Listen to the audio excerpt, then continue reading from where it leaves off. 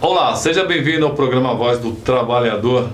Essa semana muitas comemorações especiais, temos aí o Dia do Assistente Social, temos aí a luta contra a homofobia e também o Dia do Gari, que aqui em Guarulhos é denominado Auxiliar de Serviços Gerais. Tem muita coisa bacana e hoje aqui no estúdio, fizemos inclusive em 2 estúdios, viu? Nós temos uma entrevista com o Abílio Ferreira ali no estúdio da TBL, falando sobre escravidão, sobre muita coisa interessante, sobre a história do negro na cidade de Guarulhos. E nós temos uma aqui no estúdio, nosso estúdio aqui da Voz do Trabalhador, hoje recebendo o ex-vereador e assistente social Samuel Vasconcelos. Olá, Samuel, seja bem-vindo. Olá, Alberto, muito obrigado pelo convite, me sinto extremamente honrado e está participando do programa. E aliás, ele também foi secretário, respondeu pela pasta de assistência social e cidadania aqui em Guarulhos, né? E me passaram já algumas informações, algumas perguntas, né, a respeito dessa profissão. Primeiro, quando é que nasceu esse trabalho? Antes disso, eu gostaria que ele falasse um pequeno resumo do Samuel. Samuel, quem é Samuel para quem não te conhece?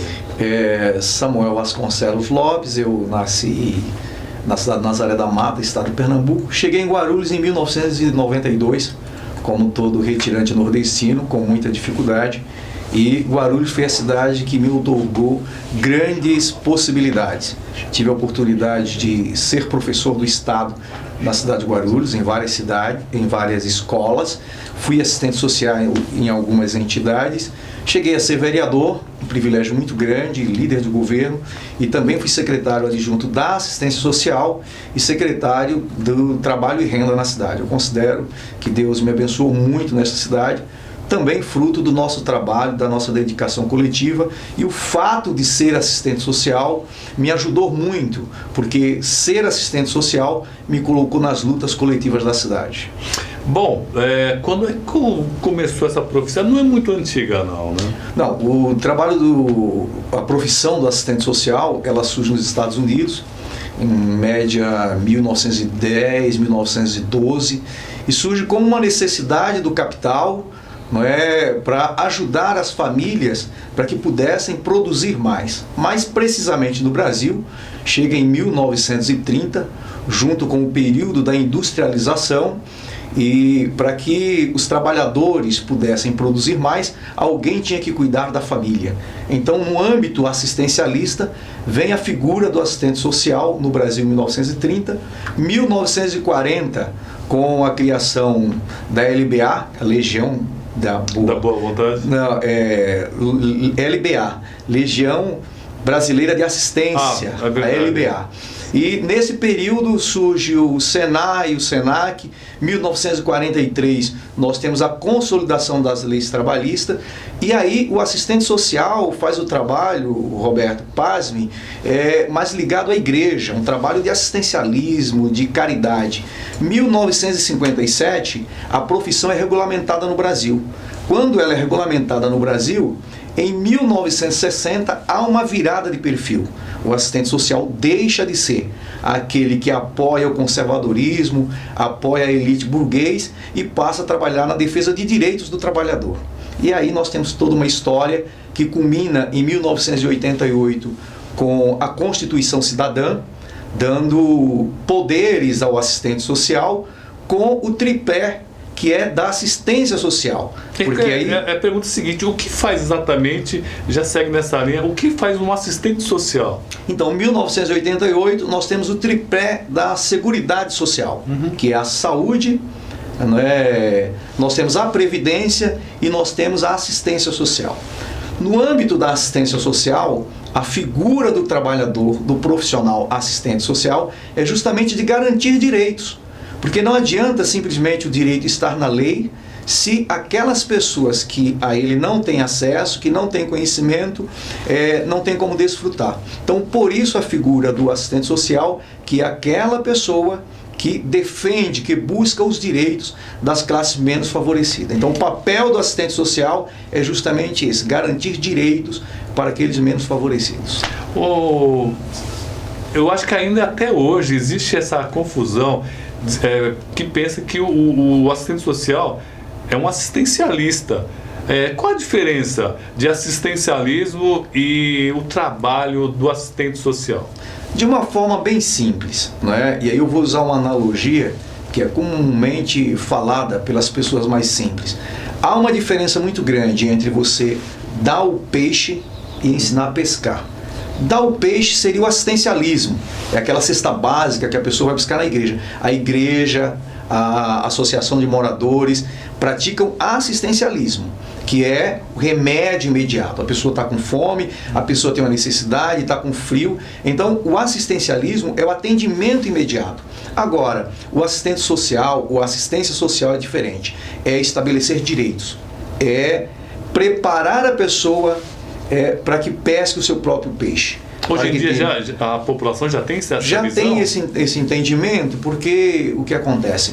Em 2005, nós tivemos a criação do SUAS, que é o Sistema Único de Assistência Social. Então, um sistema único, tal qual o SUS, que leva a assistência social para todo o Brasil e para todos os recantos numa mesma linguagem. Então, hoje, em vários lugares, nós temos a figura do CRAS, que é o Centro de Referência da Assistência Social. Então, a população que antes recorria à igreja, que antes recorria à associação de moradores, ela hoje é amplamente orientada a procurar o CRAS. Quando ela chega no CRAS, que é o Centro de Referência da Assistência Social, ela entende que ela tem direitos e que ela, por exemplo, precisa fazer um curso, que ela pode ser incluída num programa de governo, coisas que o assistencialismo não faz. Então, há uma grande diferença entre assistencialismo e assistência social. Assistencialismo é caridade, assistência social é política de direito. Apoio, né? Política de direito. E do jeito que a gente vê essa assistência social, me dá a impressão que você só trabalha com pessoas pobres. O foco é esse, pessoas pobres que necessitam de direitos, ou pessoas um pouco mais abastadas também recorrem ao trabalho de vocês? Então, está na lei que a assistência social, ela é para todos. Agora, é óbvio que quando nós dividimos em classe, o rico não precisa da assistência social. Por que o rico não precisa da assistência social?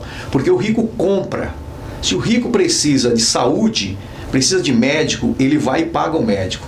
Se ele precisa de um advogado, ele vai e paga o advogado. Se ele precisa de um medicamento, ele vai e paga o medicamento. É neste âmbito que eu digo que assistência social é para todos, mas primordialmente atende o pobre, porque é o pobre que procura assistência social. É o pobre que procura o médico e não tem o médico, e aí ele precisa da assistência social. Ele precisa do medicamento e não tem o medicamento, ele precisa do assistente social. Ele precisa do advogado para defender os seus direitos, para dar entrada numa aposentadoria, num benefício, BPC, e ele não tem dinheiro para pagar o advogado. Ele procura assistência social. Então, na lei está que a assistência social é política de direitos para todos, mas na prática há um divórcio entre aquilo que é para os ricos e que é para os pobres, fruto da desigualdade social desse país. Vamos fazer o seguinte, essa semana que tivemos aí o dia do Gari, um pessoal extremamente importante. Aliás, eu estava conversando, viu, Samuel, com uma trabalhadora dos Pimentas, e ela falou assim de uma forma muito bacana. Ela falou que ela pediu para eu pedir para a população respeito com eles, porque ela estava contando que ela estava varrendo o chão lá, aí teve uma pessoa que jogou papel do lado dela, assim, como uma forma até de desrespeito, de provocação, né? E ela falou de uma forma assim muito singela: pô, a gente também é gente.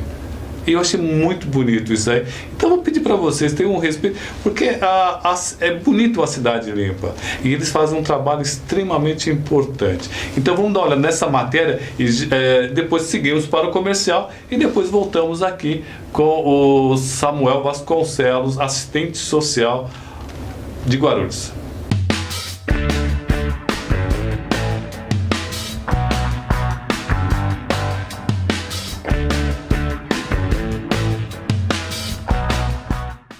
nesse dia 16 de maio, o Voz do Trabalhador abriu um espaço especial para falar de um trabalhador um setor do trabalho, no qual poucas pessoas valorizam, que é o gari, aqui em Guarulhos conhecido como auxiliares de serviços gerais. Por isso, nós pegamos agradecendo a própria Guaru, que cedeu alguns trabalhadores, e nós conversamos com eles para vocês conhecerem como é um pouco da rotina desses trabalhadores que contribuem para uma cidade tão limpa.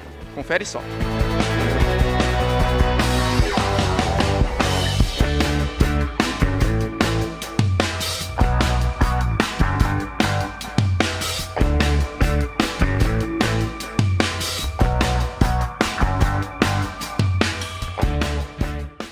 Bom, agora nós vamos conversar com o Wilson, que é um trabalhador da área aqui já há alguns anos. E Wilson, queria que você falasse para os nossos telespectadores há quanto tempo você escolheu essa profissão e por quê? Há 7 anos que eu escolhi essa profissão, eu fiz um concurso, né? E passei para o Guaru e dou graças a Deus pelo meu emprego, né? Porque há muitos desempregados aí, né? E se eu sair hoje do meu emprego, eu vou batalhar para outro emprego. E eu também gosto de limpar, fazer, né, limpeza, gosto da limpeza. Eu dou um recado para o ser humano que vamos dar valor à limpeza, porque além de trazer a saúde, né, para a gente, também fica bonito, né? Onde você anda, nas praças, aqui dentro mesmo, você vê que está tudo bonito porque a gente limpa, né? Eu cheguei aqui mais para Guaru porque eu estava passando necessidade. Então foi a chance que eu tive de trabalhar registrado. Porque lá no norte eu trabalhava em cozinha dos outros, não era registrado, e aqui é registrado. Eu confio em Deus, está faltando 4 anos para me aposentar e eu vou, se Deus quiser, eu vou conseguir.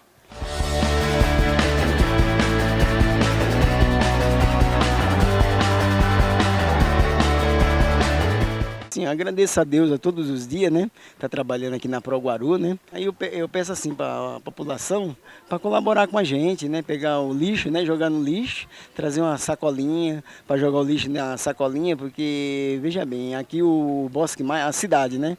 De Guarulhos é a nossa casa. Nós temos que conscientizar, né? Com a limpeza da cidade. A dificuldade mais aqui é da limpeza, que o pessoal não conserva, né, o que nós faz, né? Não dá valor ao que nós faz, entendeu? Nós limpa e o pessoal suja. Bom, tô com duas figuraças aqui do meu lado, pessoas, elas estavam com vergonha de falar, vou soltar isso em off, mas toparam falar com a gente nessa data importante que passa para a população da importância desses trabalhadores que contribuem tanto para uma cidade tão limpa, tão agradável para se morar. Vamos começar pela Maria, que está aqui do meu lado direito. Maria, o que você poderia apontar, colocar para os nossos telespectadores os pontos positivos e o que deveria ser feito pela população para que sua profissão fosse mais valorizada? Às vezes a gente está trabalhando na rua, às vezes a gente varre aqui, quando chega, passa alguém, joga papel no chão, aí não está valorizando nosso serviço, né? Ótimo. Sheila, a mesma pergunta para você, o que você poderia passar para aquelas pessoas que também não valorizam a profissão para uma cidade tão limpa, o que você poderia falar para elas? Que elas considerassem mais o nosso trabalho, porque a gente está fazendo isso com o objetivo de que a gente tenha uma cidade mais organizada, mais limpa, para bem da gente mesmo. E quanto mais as pessoas não colaboram, pior fica o nosso trabalho, que a gente tenta, mas tem que ter a colaboração desse povo. Gente, para vocês que nos assistem, é importante a valorização desses profissionais, porque não adianta limpar e você ir lá e jogar um lixo fora. Então é importante que você conscientize e saiba do valor que esse trabalhador tem para a nossa cidade.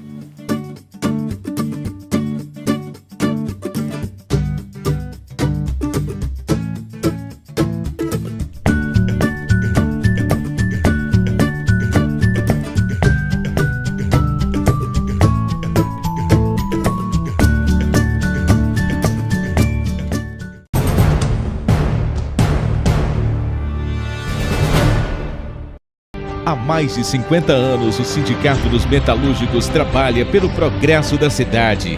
Há décadas, a categoria metalúrgica reforça seu poder de compra e estimula o comércio. Conheça mais nosso sindicato. Sede própria, são 7 andares repletos de serviços à categoria. Clube de Campo, fica no Parque Primavera e é frequentado por milhares de trabalhadores. Escola de Formação Profissional, ao lado da nossa sede, no centro. Ginásio poliesportivo no Clube de Campo. palco consagrado de grandes eventos.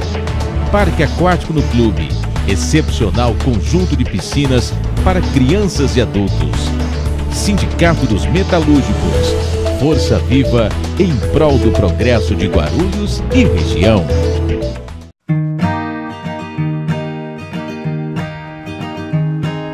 Há mais de 30 anos em Guarulhos, Choupana, a rainha das batidas, oferece a verdadeira diversidade gastronômica da cidade, esbanjando sabores, aromas e novidades. Além do tradicional churrasco com carnes pré-selecionadas e pizzas assadas no forno a lenha, o Choupana traz um cardápio variado para almoços e jantares. Tudo em um ambiente agradável, descontraído e familiar. Venha conhecer Choupana, a rainha das batidas. Faça já a sua reserva. Rua Silvio Barbosa, 21, Centro de Guarulhos. Fone 2440-0545.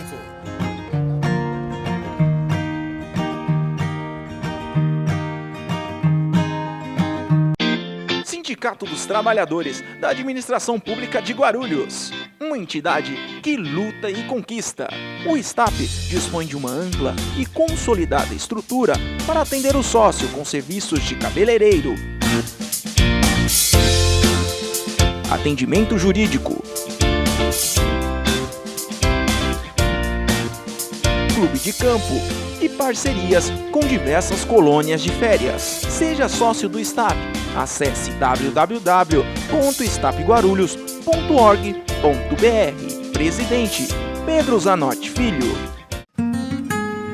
Associação dos Educadores Municipais de Guarulhos. A mudança se faz na sala de aula e fora dela. Oferecemos a todos os filiados atendimento jurídico e salão de beleza em nossa sede, localizada na rua Claudino Barbosa, 102, no Macedo. Além disso, estamos ampliando nossos convênios para atender ainda melhor o interesse e necessidades de todos os filiados. Faça parte da AEMG. Para mais informações, ligue 2087-2520, 4965-1745 ou 96769-4434.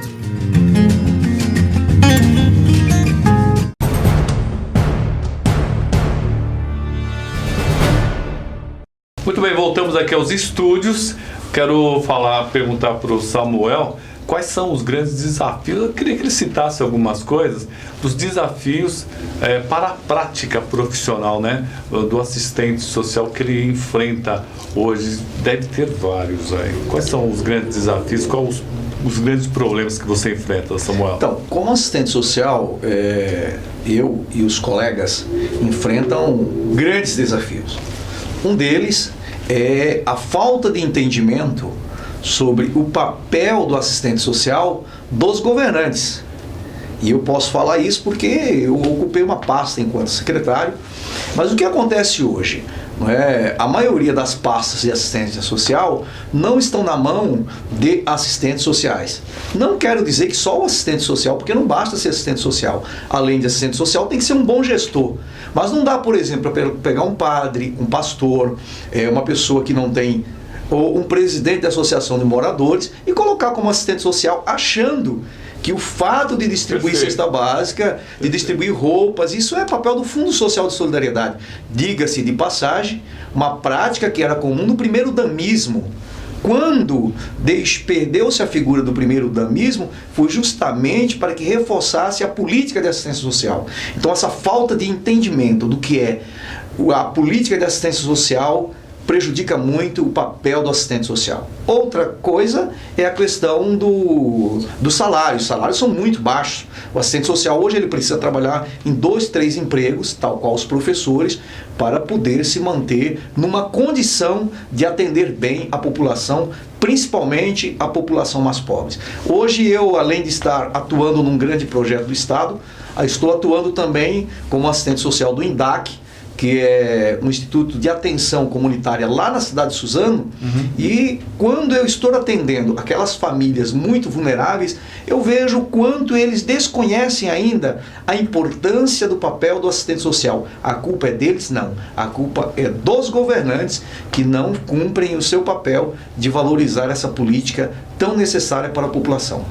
Bom, gostaria que você também falasse um pouquinho o que você diria para os profissionais que estão se formando agora, vale a pena ser assistente social? Vale, porque tem uma música que eu amo. É uma música que surgiu em 100 anos, aquela Trem Bala. A vida passa muito rápido para você fazer o que não gosta. Então, se alguém procura fazer o curso de bacharel em serviço social para ganhar dinheiro, está no caminho errado, vai fazer outra coisa da vida. Agora, se faz por vocação, porque gosta, porque tem uma chamada para atuar na defesa dos direitos dos mais vulneráveis, vale a pena sim, porque a vida passa rápido e quem é assistente social porque gosta do que faz. Eu não me imaginaria, Roberto, fazendo uma outra coisa. Lecionar, fazer política, tudo isso é consequência do meu comprometimento enquanto assistente social. Então, a você que está se formando, se dedique, se é isso que você quer, vale a pena. Depois nós vamos pôr uma matéria aqui, mas depois eu vou comentar o que ele falou, é verdade. Você nasce com a profissão já determinada por Deus. Fizemos uma entrevista nos estúdios da TBL com o Abílio Ferreira. Ele é historiador, jornalista, ele fez um trabalho muito bacana com o professor Elton, inclusive escreveram um livro, que é a passagem do negro aqui pela história de Guarulhos, que praticamente é esquecido, viu? Um trabalho muito bacana e uma matéria uma entrevista muito bem feita ali nos estúdios da TBL. Vamos à matéria, depois ainda voltamos aqui com o Samuel Vasconcelos, que é assistente social.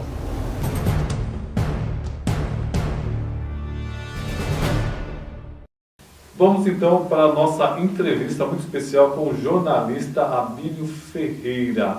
Olá, Abílio, seja bem-vindo ao nosso programa. Obrigado, eu que agradeço o convite. Olha, ele é jornalista, escritor, e ele tem um livro muito bacana que chama Origens da Presença Negra em Guarulhos, a África em Nós. Vamos começar por esse livro, Abílio? Me conta um pouco desse livro aí. A gente começou em 2009, eu comecei a fazer um trabalho com o Elton aqui, com o Elton e o Daniel Carlos Campos, que era o Elton era remanescente de um movimento chamado Guarulhos Tem História, né? E esse movimento tinha se desarticulado naquele momento, mas ele pretendia dar continuidade a esse trabalho de afirmar a existência da história em Guarulhos, uma vez que, quando você afirma que uma cidade tem história, porque tem alguém dizendo que não tem, né? E essa negação da história de Guarulhos se dava por conta da presença do aeroporto, a sigla GRU, conhecida em todo o mundo, mas as pessoas vêm, embarcam, desembarcam no aeroporto e não sabem o que é Guarulhos, né? Então, tinha-se criado esse movimento multidisciplinar, com gente de várias universidades, não só de Guarulhos, como de São Paulo, de outros lugares. E esse movimento, então, desarticulado, o Elton queria dar continuidade a esse trabalho. O Moacir de Souza, que era secretário da Educação, tinha a intenção tinha como meta inscrever Guarulhos como cidade educadora, né, naquela rede internacional, a partir de Barcelona e tal. E aí criou-se um projeto em que o secretário via Guarulhos com 8 regiões, cada uma com as suas peculiaridades, e a ideia era escrever um livro para cada uma dessas regiões e distribuir na rede de ensino com o objetivo de, talvez... do guarulhense se reconhecer na própria exatamente, história. E criar uma disciplina de história local, né, para que as crianças começassem a se apropriar da história do lugar onde elas vivem. Nós conseguimos fazer 3 livros, né? Fizemos bom sucesso, São João e Pimentas, não deu tempo de fazer os outros 5 na gestão do secretário, e aí tivemos a oportunidade de fazer esse 4º, que esse livro a gente inscreveu um projeto no Fundo Cultura, né? No Fundo Municipal de Cultura, fomos contemplados, realizamos a pesquisa e depois a Secretaria de Educação editou o livro. Origem da Presença Negra em Guarulhos. É interessante, se você parar para pensar, ou para lembrar, a gente não tem muitos focos, a gente não tem muita informação a respeito do negro na cidade de Guarulhos, né? Eu confesso que, se for parar para pensar, eu só me lembro da Casa da Candinha, que na verdade era uma casa de bancos, né? E quando é que começaram a vir os negros para Guarulhos? Os historiadores têm essa informação? Nesse livro, inclusive, a gente conta a história desde da origem da denominação negro, né? Porque os portugueses, num certo momento, em que era proibido pela coroa escravizar indígenas. Então, os portugueses, para justificar o uso da mão de obra indígena, passaram a chamar os indígenas de negros da terra, né? E os africanos de negros da Guiné. Então, tanto indígenas quanto africanos eram negros, né? Quando isso é um aspecto interessante da história local, é o pioneirismo de Guarulhos na questão da mineração de ouro, né? Porque o ciclo do ouro costuma ser compreendido em Minas Gerais, em Goiás, que é o grande ciclo do ouro, iniciado no final do século XVII, né? 1697, por aí. Mas 100 anos antes, Guarulhos já encontrava ouro, né? Quer dizer, o bandeirante Sardinha, pai e filho, encontram ouro em Guarulhos, e a partir daí, já em 1597, Guarulhos já começa a usar a mão de obra escravizada, né? De índios e também de africanos. Existem algumas pistas nesse sentido. Eu nunca me preocupei, eu acho que eu nunca perguntei, existe algum dado para saber se Guarulhos tinha muito ouro ou não tinha muito ouro? Porque a informação que eu tenho é que, na verdade, era aquele ouro que aflorava no rio Lavras, não é isso? Que aflorava mesmo, né? Não houve uma escavação, houve? Foi o chamado processo do ouro de lavagem, né?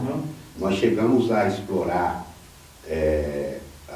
as matas de Guarulhos, locais em que nós encontramos dutos de pedra. Num desses livros sobre os territórios guarulhenses, a gente inclusive publica fotos de dutos feitos de pedra encaixada, né? Que é um fenômeno interessante. Pedras enormes, que só muitos homens poderiam movimentar aquelas pedras.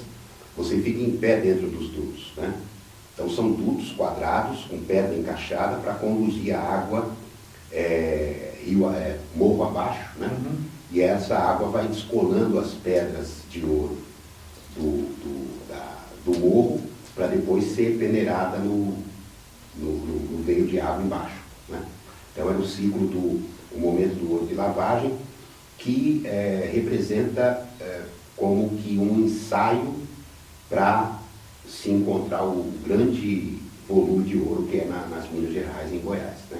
Mas não existe um dado de quanto foi retirado de ouro de Guarulhos? Eu não tenho esse conhecimento. Eu acho que não existe nada sobre a quantidade mesmo, né? Mas a atividade do ouro está documentada, inclusive, nesses vestígios, né, arqueológicos dessa atividade em Guarulhos. Me diz o seguinte, existe alguns números sobre quantidade de negros e quando eles começaram a chegar a Guarulhos? Existem dados tanto de presença de personagens, né, conhecidos na história de Guarulhos, como de percentuais, né? Cerca de 50% no censo do IBGE, né, de 2010, da população de Guarulhos. Quase 50%, né? Um número respeitável. Correspondente, proporcional ao percentual de negros no Brasil, né? E os personagens, né? Quer dizer, tem personagens famosos que já viraram lendas são lendas porque apareceram, porque existiram, né? Mas o Ioquim de Ferro, por exemplo, que é Ioquim de Ferro, história conhecida, né? Conta para nós rapidamente, para quem não conhece essa história. Era um negro muito alto, né? Muito grande, que vivia fazendo bicos, né? Em Guarulhos e tal, e fazia algumas peripécias, né? Ficou mais conhecido, aliás, por conta dessas peripécias, né? De ser contratado para fazer determinados trabalhos, não terminar, desaparecer com a grana e não terminar o trabalho, algumas coisas assim, né? Tem foto dele, inclusive, em frente à igreja do Rosário dos Homens Pretos, se eu não me engano. A própria presença da Igreja do Rosário dos Homens Pretos, né? Que era uma igreja quase nas mesmas dimensões da matriz, né? Isso significa alguma coisa, porque para você ter uma igreja, uma irmandade, como outras do Rosário que existem em Brasil afora, em São Paulo, inclusive na Penha, né? É porque você tem uma determinada organização, um número tanto do ponto de vista quantitativo quanto do ponto de vista qualitativo, né? Então a própria presença da Igreja do Rosário dos Homens Pretos, a cerca de 300 metros da Igreja Matriz, de frente para a Igreja Matriz, né? Depois teve que ser demolida no final dos anos 20, porque ela estava no meio exatamente de onde Guarulhos precisava expandir, né? Final da Avenida Dom Pedro, com continuação pela Avenida Monteiro Lobato, e aí o Guarulhos começava a se expandir. Mesmo fenômeno que se deu com a Igreja do Rosário dos Homens Pretos de São Paulo, né? Que ficava no Largo do Rosário, atual Praça Antônio Prado, né? Antônio Prado, primeiro prefeito de São Paulo, início do século XX, São Paulo precisando se modernizar, querendo se modernizar, e aí o que você faz? Aquela população que não tem condições de se articular politicamente para proteger seu patrimônio, é varrida do território.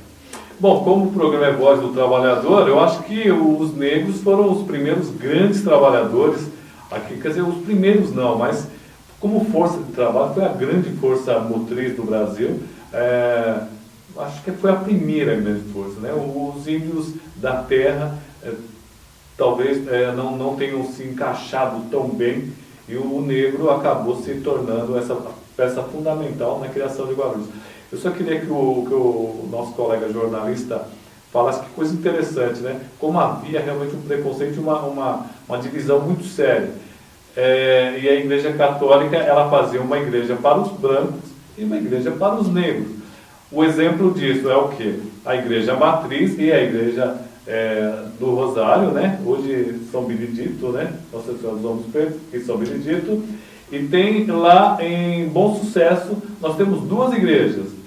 Também, uma especialmente para os brancos e outras reservada para os negros na época. É isso, professor? É isso. E tem também, São Paulo também tinha isso. Não era um fenômeno de Guarulhos. Não, um fenômeno no Brasil. Tem igrejas do Rosário, porque é um culto que já vem desde a África, né? Desde os primeiros missionários católicos que foram para a África. Os negros se identificaram com o culto à Nossa Senhora do Rosário. Tinha uma coisa de você fazer orações contando o terço, né? Tinha a ver também com o letramento, né? Com a oralidade dos povos africanos, e houve uma identidade. Então, desde o início do período da colonização, que o culto da Igreja, a Nossa Senhora do Rosário, começou a se desenvolver. E vem com os negros transplantados da África para cá, né? Em vários lugares do Brasil. Em São Paulo, inclusive, e em Guarulhos, tem fenômenos muito semelhantes, porque a Igreja do Rosário dos Homens Pretos é transferida do Largo do Rosário para o atual Largo do Paissandu, né? Que na época, hoje não, mas na época ficava fora do triângulo histórico de São Paulo, onde tudo acontecia, né? Então, no final do século XIX, São Paulo se resumia praticamente ao triângulo, né? Cujo limite ali é a Rua São Bento. Então, quando se transferiu a Igreja do Rosário para o Largo do Paissandu, era uma rabalde, né? Era a periferia. Aqui também aconteceu a mesma coisa. Demoliu-se a Igreja do Rosário dos Homens Pretos, e isso não é uma coisa ainda que a gente encontrou uma documentação coerente sobre isso, mas parece que construíram uma outra substituta, onde é o Largo do Rosário hoje aqui em Guarulhos, né? Mas essa mesma igreja do Largo do Rosário foi conhecida como Igreja Nossa Senhora de Fátima. Recentemente, parece que em 2015, é que ela foi renomeada como Igreja do Rosário dos Homens Pretos, né?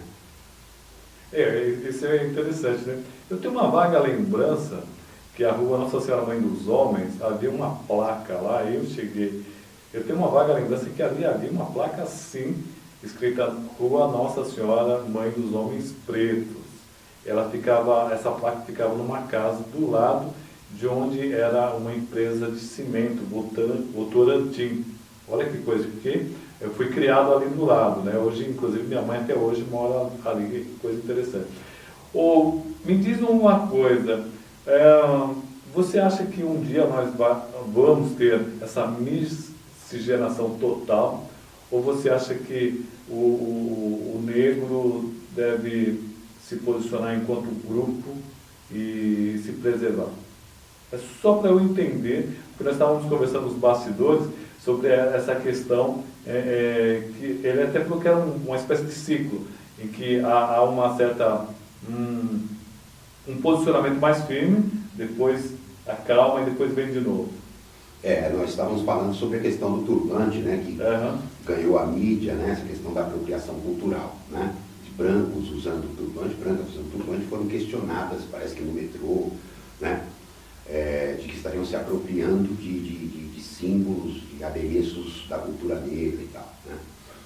Eu acho que primeiro que a miscigenação aconteceu, a miscigenação física, né, biológica, aconteceu ao longo da história do Brasil. Houve até uma expectativa da elite intelectual brasileira no início do século XX, de que, no final do XIX, século XX, de que os negros iriam desaparecer com a miscigenação, porque haveria uma superioridade dos genes de brancos que iria, né, o Brasil iria se embranquecer e tal. É evidente que isso não aconteceu, aconteceu exatamente o contrário. A miscigenação acabou enegrecendo a população brasileira, né?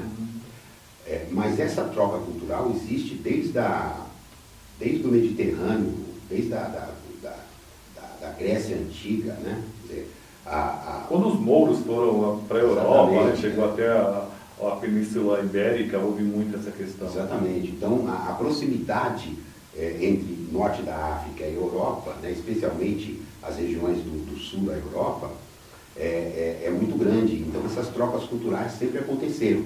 Tanto é verdade que os italianos da bota, né, os italianos do sul da Itália, são discriminados, inclusive, pelos italianos do norte, porque eles têm uma identidade maior com a África.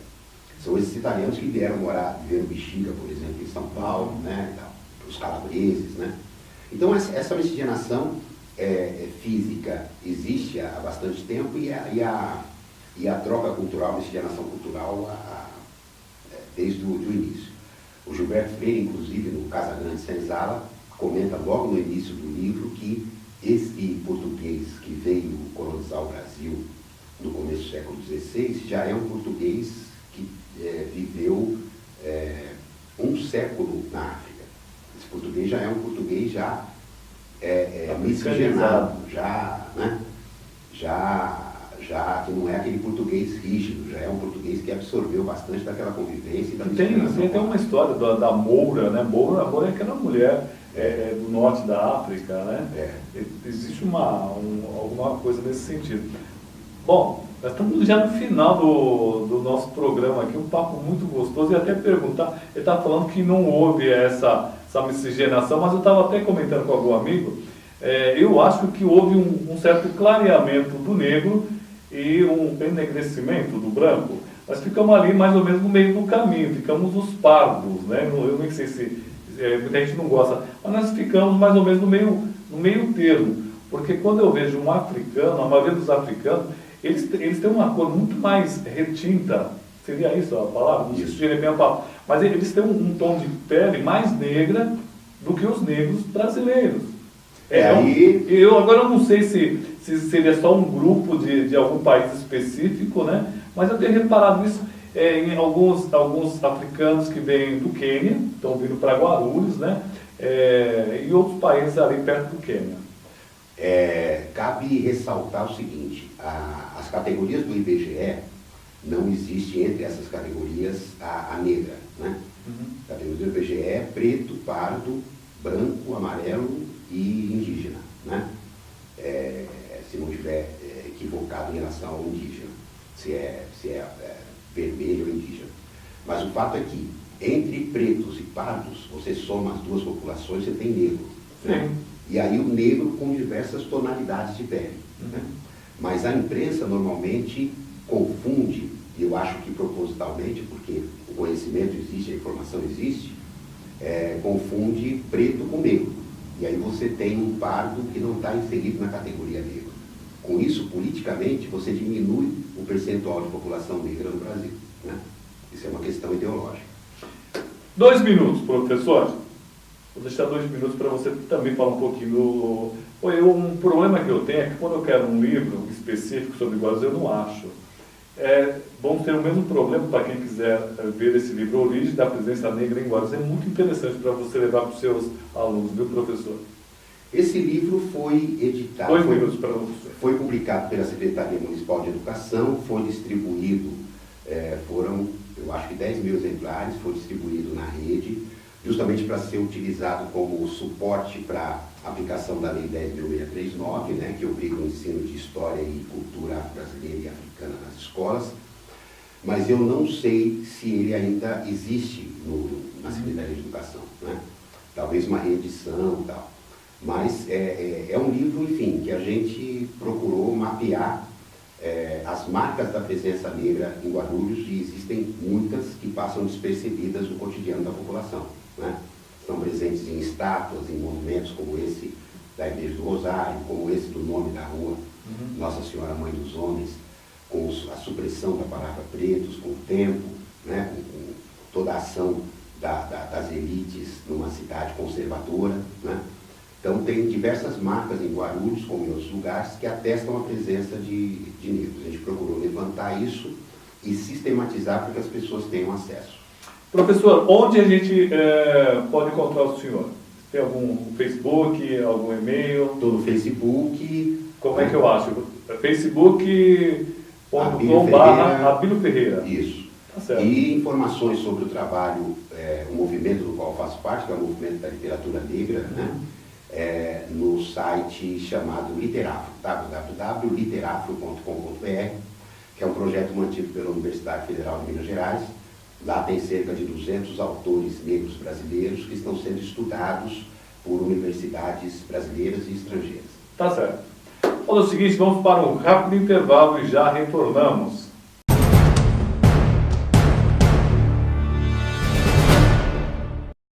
Há mais de 50 anos, o Sindicato dos Metalúrgicos trabalha pelo progresso da cidade. Há décadas, a categoria metalúrgica reforça seu poder de compra e estimula o comércio. Conheça mais nosso sindicato. Sede própria, são 7 andares repletos de serviços à categoria. Clube de Campo fica no Parque Primavera e é frequentado por milhares de trabalhadores. Escola de Formação Profissional, ao lado da nossa sede, no centro. Ginásio poliesportivo no Clube de Campo, palco consagrado de grandes eventos. Parque aquático no clube, excepcional conjunto de piscinas para crianças e adultos. Sindicato dos Metalúrgicos, força viva em prol do progresso de Guarulhos e região.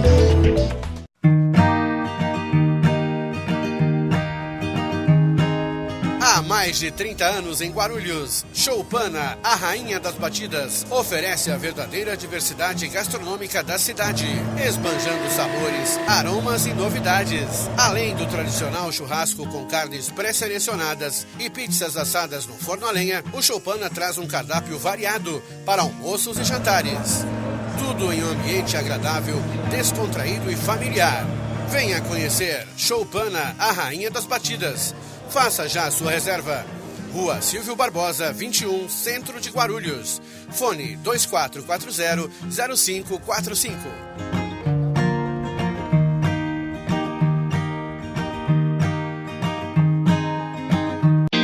Sindicato dos Trabalhadores da Administração Pública de Guarulhos. Uma entidade que luta e conquista. O STAP dispõe de uma ampla e consolidada estrutura para atender o sócio com serviços de cabeleireiro, atendimento jurídico, clube de campo e parcerias com diversas colônias de férias. Seja sócio do STAP. Acesse www.stapguarulhos.org.br. Presidente Pedro Zanotti Filho. Associação dos Educadores Municipais de Guarulhos. A mudança se faz na sala de aula e fora dela. Oferecemos a todos os filiados atendimento jurídico e salão de beleza em nossa sede, localizada na rua Claudino Barbosa, 102, no Macedo. Além disso, estamos ampliando nossos convênios para atender ainda melhor o interesse e necessidades de todos os filiados. Faça parte da AEMG. Para mais informações, ligue 2087-2520, 4965-1745 ou 96769-4434.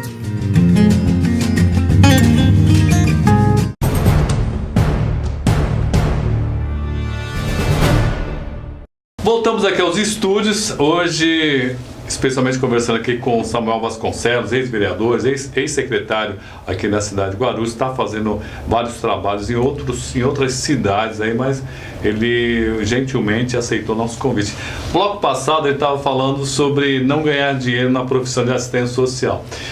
Eu tinha uma amiga, ela trabalhava no SAIA, o nome dela era Creuza, com R mesmo, Creuza. E eu conversei com ela que eu ia fazer jornalismo, né? Ela falou assim, Roberto, não faz isso que não ganha dinheiro. Mas é a questão você nasceu aquilo lá, então eu fiz jornalismo. E o que o Samuel falou sobre os detalhes é verdade. Muita gente fala assim, eu vou ser jornalista que não precisa de diploma.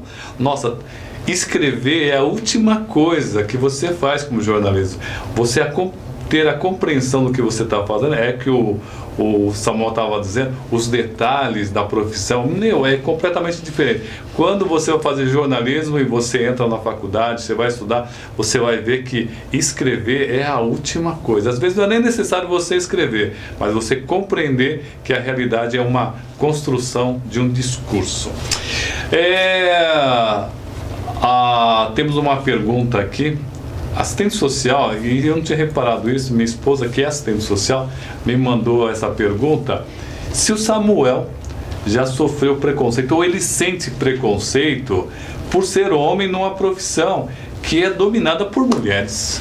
Verdade, eu já sofri sim. Eu, quando fiz o curso de bacharel em serviço social, eu fui o único aluno masculino numa sala de 30 mulheres, mas sempre fui muito bem considerado por ela. Mas quando eu chego nos lugares, principalmente nas entidades que me apresentam enquanto assistente social, há um certo espanto. Por quê? No princípio, o assistente social não era comum, era a assistente social, porque era aquela pessoa que estava ali para cuidar das famílias, orientar, mas no papel da pedagoga, não é? Quando passa, a partir de 2005, a ser um curso com políticas de direito, que tem um sistema único de assistência social, você não lida mais com as famílias diretamente, você lida para além das famílias com a garantia de direito. Eu já sofri, mas eu tiro de boa. Você sofre preconceito enquanto assistente social, enquanto político, é uma coisa comum. Infelizmente, nós temos uma sociedade que cria paradigmas para as pessoas. Bom, e em termos de Brasil, nós estamos bem cobertos de assistentes sociais. São Paulo deve ter bastante, mas eu fico pensando aqui nas cidades mais longínquas lá do Nordeste, né, da sua terra, onde você nasceu, ou no Amazonas, por exemplo. Roberto, recentemente eu consultei o site do Conselho Federal de Assistência Social. Nós temos hoje uma média de 140 mil assistentes sociais para todo o Brasil. É pouco, mas é uma construção, é uma profissão nova em relação às demais. Então eu creio que logo mais nós teremos a figura do assistente social em todas as entidades. Há uma luta para que tenha-se também na educação. Nós temos bastante bacharéis. As universidades todo ano colocam um grande número de bacharéis, que é uma diferença entre ser bacharel do serviço social e ser assistente social. Para ser assistente social, você tem que estar filiado ao CRES, que é o Conselho Regional de Assistência de Serviço Social. Se você não está afiliado ao CRES, você não pode exercer a função. Então tem muitos bacharéis, mas infelizmente assistente social o Brasil ainda precisa de mais. Só uma explicação que a professora pediu para dizer: quando você se forma, tem um curso superior, você é bacharel. Por exemplo, eu sou bacharel em comunicação social, com especialização em jornalismo. No caso da profissão do jornalista, não existe essa entidade, esse órgão regulamentador, né? Por isso que tem essa bagunça danada. No caso do assistente social, sim, existe um órgão regulador, né? Isso? E aí você precisa estar afiliado e você paga uma mensalidade por ano para fazer essa profissão. Quero agradecer a presença do nosso amigo assistente social, Samuel Vasconcelos. Obrigado por você ter aceito o nosso convite. Roberto, eu que agradeço, como eu disse a princípio, um prazer indizível poder falar com a população guarulhense, poder estar com você. Você é um amigo, eu considero você um dos poucos jornalistas sérios da nossa cidade. Que é isso? É verdade, você sabe disso. E aproveito para dizer da minha satisfação em ser assistente social, estar com você, que a sua esposa, a Joana, é assistente social, manda um abraço para ela, assim como mando um abraço também para minha filha, a Milka, que é assistente social aqui em Guarulhos e trabalha na entidade Amor ao Próximo, lá no bairro do Inocop. Obrigado.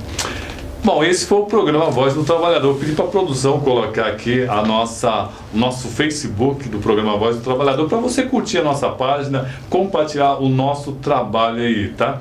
Parabéns a todos que comemoram o seu dia nessa semana. Muito obrigado pela audiência e até o próximo programa. Eu sou o Dalan, eu nasci no Paraná, ali na região, no norte do Paraná, na região de Cornélio Procópio, na cidade chamada Leópolis. Fiquei lá até os meus 20 anos, quando então eu vim aqui para São Paulo. Então, como o Dalan disse, eu sou paulista, nasci em Nazaré Paulista, né, próximo aqui de Guarulhos, divisa, e vim com 6 meses de idade para o bairro do Cabo Sul. Então, Pipa Amarela, né? Pipa Amarela, nós tivemos a oportunidade de ser apresentado esta música, inclusive foi até com a Simone Esperança, né, Dana? Que indicou para nós. Essa música é de Caetano Herba e Paraíso, tá? Caetano Herba já falecido, né? Mas o Paraíso continua ainda cantando com Mococa, hoje é Mococa e Paraíso. Paraíso foi um grande cantor com Tião Carreiro, inclusive. E compositor. Compositor.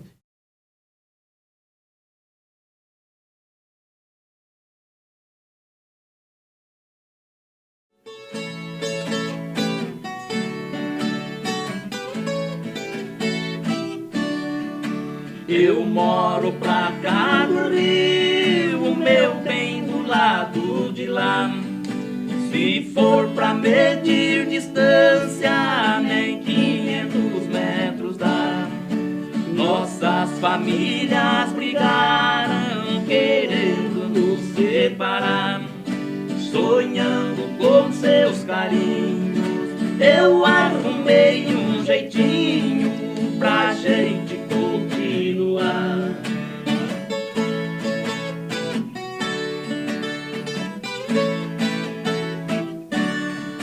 Marcamos nossos encontros por uma pipa amarela. Enquanto empino ela sabe, já fica de sentinela, esperando o meu bilhete, me atando na mão da janela, quebrando impulso na brisa. A minha pipa aterriza no quintal da casa dela.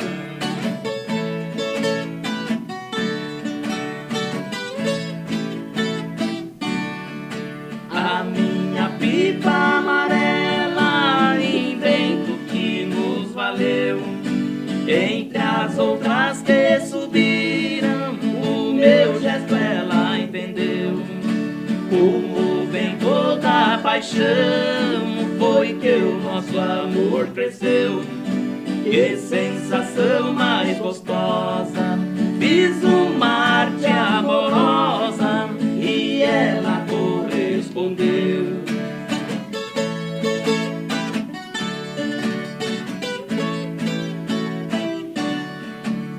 A brisa vira pra lá, mando beijos pro meu bem. A brisa vira pra cá, são beijos dela que vem. Os nossos pais não descobrem, ninguém entrega ninguém, já que ninguém nos persegue. O nosso amor prossegue na doce brisa do além.